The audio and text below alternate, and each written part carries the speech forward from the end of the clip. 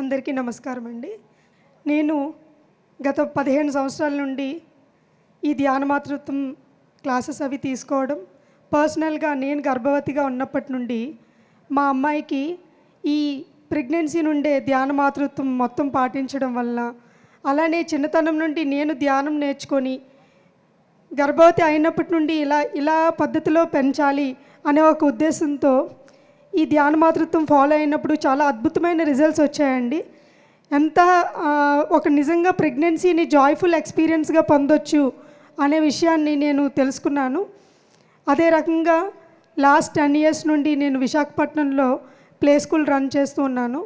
So దానివల్ల ఈ ఎక్స్పీరియన్సెస్తో ఎంతోమంది పేరెంట్స్కి ఈ ధ్యాన మాతృత్వాన్ని అందించడం, పిల్లల పెంపకం పట్ల వాళ్ళకి అవగాహన వర్క్షాప్స్ చేయడం జరుగుతుంది.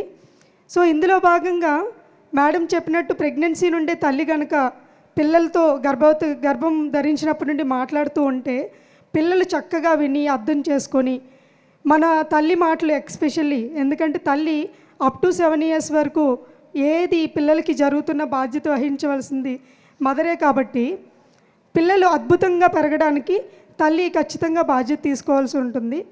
అలాగే పిల్లలు ఆ చిన్నతనం నుండే వాళ్ళకి డిఫరెంట్ యాక్టివిటీస్ మేము చేయడం జరిగింది. ధ్యాన మాతృత్వంలో వాళ్ళకి ఫ్లాష్ కార్డ్స్ చూపించడము, వాళ్ళకి ఇంటెలిజెన్స్ 5 సెన్సెస్ని యాక్టివేట్ చేయడం ద్వారా వాళ్ళకున్న ఇంటెలిజెన్సెస్ని, మల్టిపుల్ ఇంటెలిజెన్స్ని మనం పెంచవచ్చు.